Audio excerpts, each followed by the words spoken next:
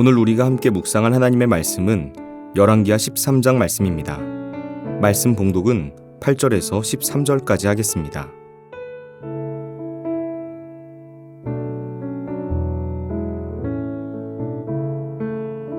여호아스의 남은 사적과 행한 모든 일과 그의 업적은 이스라엘 왕 역대 지략에 기록되지 아니하였느냐. 여호아스가 그의 조상들과 함께 잠에 사마리아에 장사되고 그 아들 요아스가 대신하여 왕이 되니라. 유다의 왕 요아스의 제37년에 여호아스의 아들 요아스가 사마리아에서 이스라엘의 왕이 되어 16년간 다스리며 여호와께서 보시기에 악을 행하여 이스라엘에게 범죄하게 한 느밧의 아들 여로보암의 모든 죄에서 떠나지 아니하고 그 가운데 행하였더라. 요아스의 남은 사적과 행한 모든 일과 유다 왕 아마샤와 싸운 그의 업적은 이스라엘 왕 역대 지략에 기록되지 아니하였느냐. 요아스가 그의 조상들과 함께 잠에 이스라엘 왕들과 함께 사마리아에 장사되고 여로보암이 그 자리에 앉으니라. 아멘.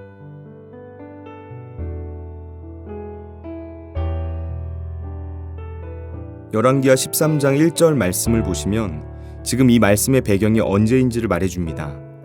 이때는 남유다의 왕 아하시아의 아들 요아스가 즉위한 지 23년이 되는 때였습니다. 그리고 이때 북이스라엘에는 예후의 아들 여호아스가 사마리아에서 왕이 되고 17년을 다스린 때입니다.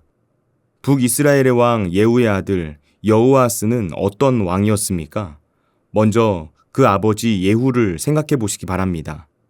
예후는 반란으로 왕위에 올랐지만 우상 숭배를 금지하고 하나님을 향해 열심을 가진 인물이었습니다.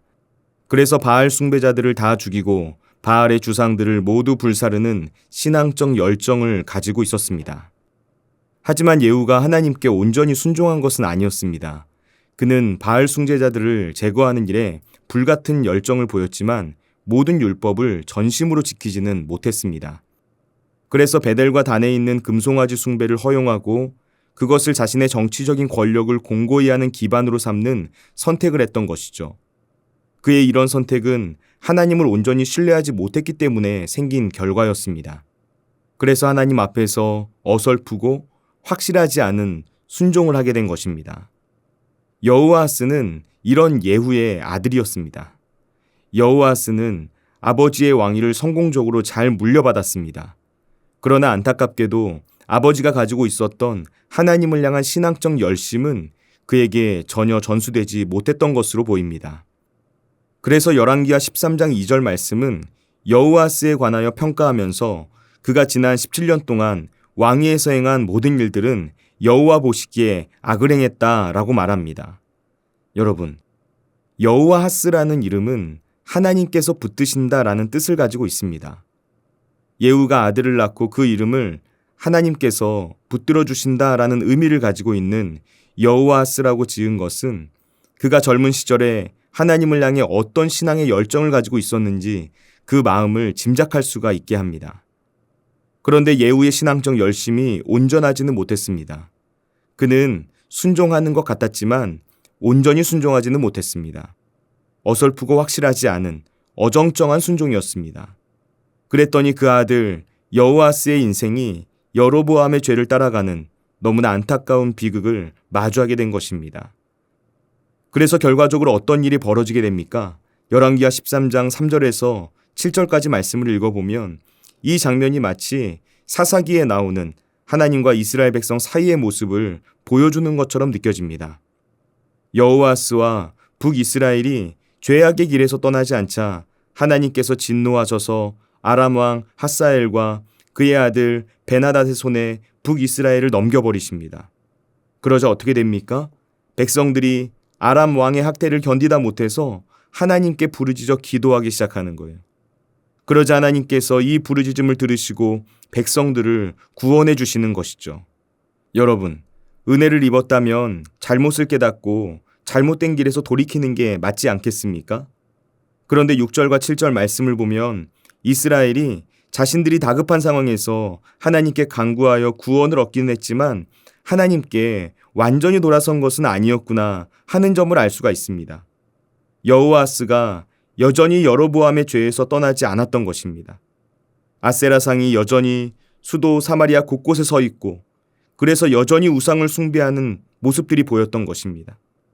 하나님의 구원을 경험했다면 이전의 모든 죄의 길에서 돌이켜서 하나님께서 원하시는 삶의 방향으로 걸어가야 하는데 그들은 구원만 경험하고 잠시 하나님께 감사하고는 다시 예전의 생활로 돌아가 버렸던 것입니다. 그러자 어떻게 됩니까? 하나님께서 이번에는 그들이 이전보다 훨씬 더 뼈저린 아픔을 경험하도록 또다시 징계를 내리시는 겁니다. 하나님께서 아람 왕을 들어서 여호아스와 이스라엘을 심판하시는 것이죠. 7절 말씀을 보면 그들이 타작마당에 티끌같이 되었다라고 말하는데요. 이스라엘 군대가 거의 괴멸되다시피 하는 이런 심각한 상황을 마주하게 되었다는 것을 묘사해 주는 말입니다. 여러분, 오늘 말씀을 눈여겨보시기 바랍니다. 이 내용은 북이스라엘 왕가의 신앙이 어떤 방향으로 흘러가고 있는지를 보여주고 있습니다. 하나님 앞에 악한 삶을 살았던 여호아스 왕이 죽고 이어서 그의 아들 요아스가 왕위에 오르게 됩니다. 그런데 요아스에 대한 성경의 평가가 어떻습니까? 11절 말씀입니다. 여호와께서 보시기에 악을 행하여 이스라엘에게 범죄하게 한 느밧의 아들 여로보암의 모든 죄에서 떠나지 아니하고 그 가운데 행하였더라. 요아스 또한 아버지 여호아스의 신앙과 별반 다르지 않았다는 것입니다. 그 역시 아버지처럼 하나님 보시기에 똑같은 악행을 답습했다는 것이죠. 이스라엘 백성들이 우상 숭배의 죄악을 저지르도록 만들었다는 것입니다. 아버지의 전철을 그대로 밟은 것입니다. 우리는 오늘 본문 말씀을 읽으면서 이런 고민을 하게 되는 것 같습니다. 이제 내가 어떻게 살아야 할 것인가? 특별히 우리가 자녀에게 무엇을 남겨주며 살아야 하는가?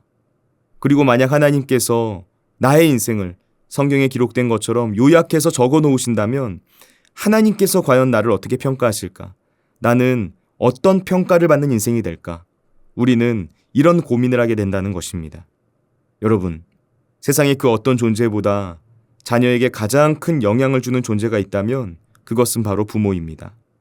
자녀는 부모의 등을 보고 자라면서 부모가 가지고 있는 삶의 가치관과 신앙관을 고스란히 물려받게 되어 있습니다. 그래서 부모는 자녀의 삶에 가장 큰 영향을 끼치는 존재입니다. 그런 차원에서 오늘 요아스의 모습은 반면교사의 예가 됩니다. 아하시아의 아들 요아스에 관한 성경의 평가를 보니까 요아스의 업적은 유다 왕 아마샤와 싸웠다는 기록만 있습니다. 그는 업적 같지 않은 업적만을 남긴 채 역사의 무대에서 사라졌습니다. 그리고 하나님의 시각에서 본 그의 인생은 그저 악한 일을 행한 왕일 뿐이었습니다. 그의 아버지 여호아스가 행했던 그 행동을 자녀인 요아스 역시 고스란히 행했다는 기록이 단순히 우연은 아닐 것입니다. 많은 부모가 자녀가 편한 인생을 살기를 바라고 그래서 부모가 가진 것을 조금이라도 자녀에게 물려주려고 애를 씁니다. 그래서 이 세상이 돌아가는 소식들을 듣다 보면 간혹 그런 마음이 지나쳐서 온갖 편법과 부정을 저지르면서까지 자녀에게 권력과 부를 승계하는 모습을 보기도 합니다. 그 부모는 그것이 자녀를 위한 사랑이라고 생각해서 그런 선택을 했을 것입니다. 여러분, 그러나 우리 그리스도인들은 세상과 다른 선택을 하고 세상과 다른 삶을 살아가는 사람들입니다. 부모가 자녀에게 물려줄 수 있는 가장 좋은 유산 무엇이겠습니까? 아니, 부모가 자녀에게 반드시 물려주어야만 하는 유산은 무엇이겠습니까? 재산이 아닙니다. 물질이 아닙니다. 소유가 아닙니다. 부모 자신의 신앙과 그 신앙 안에서 살아가는 삶을 영원한 유산으로 물려주는 것이 가장 귀하고 소중한 일입니다. 자녀는 부모의 삶을 반추하면서 인생의 교훈을 얻게 됩니다. 아, 그랬지. 그때 우리 부모님이 그런 선택을 했었지. 그렇게 하나님을 최우선이 되는 삶으로 살아가려고 애썼지. 이 기억이 자녀의 삶을 신앙의 자리에 서 있도록 만들어주는 원동력이 되는 것입니다. 그렇기 때문에 부모가 먼저 나 자신의 신앙을 돌아보아야만 합니다. 내 자녀가 내 곁에서 나의 인생을 어떤 모습으로 기억하고 어떻게 평가할까? 그것을 생각하며 살아가야 합니다. 그리고 무엇보다 하나님의 관점에서 우리 인생이 어떤 방향으로 나아가고 있는지를 볼 수 있어야 합니다. 내 삶의 중심에 하나님이 계시는지, 내 마음의 중심에 예배가 있고 말씀과 기도와 그리고 하나님을 향한 진정한 사랑이 살아 숨쉬고 있는지 우리는 이것을 늘 돌아보아야만 합니다. 기도하겠습니다. 우리를 사랑하시는 하나님 아버지, 우리의 믿음이 온전해지도록 인도하여 주옵소서. 적당히 그럴듯한 순종으로 살아가지 않겠습니다. 하나님과 세상 사이에서 양다리 걸치지 않겠습니다. 오직 하나님만을 선택하는 온전한 믿음으로 순종하는 삶 살아가길 원합니다. 우리의 마음과 생각을 주장해 주셔서 하나님께서 기뻐하시는 믿음의 가정을 세우도록 역사하여 주옵소서. 무엇보다 부모 세대의 믿음이 자녀 세대에게로 온전히 전수될 수 있도록 성령의 기름을 부어 주옵소서. 온전한 신앙의 유산을 물려줄 수 있도록 먼저 부모가 나 자신의 믿음을 바로 세워갈 수 있도록 인도하여 주옵소서. 오늘도 우리와 함께 하시는 예수님의 이름으로 기도드립니다. 아멘.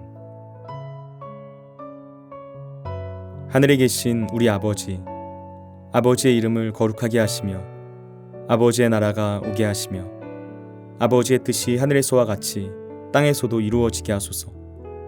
오늘 우리에게 일용할 양식을 주시고 우리가 우리에게 잘못한 사람을 용서하여 준 것 같이 우리 죄를 용서하여 주시고 우리를 시험에 빠지지 않게 하시고 악에서 구하소서.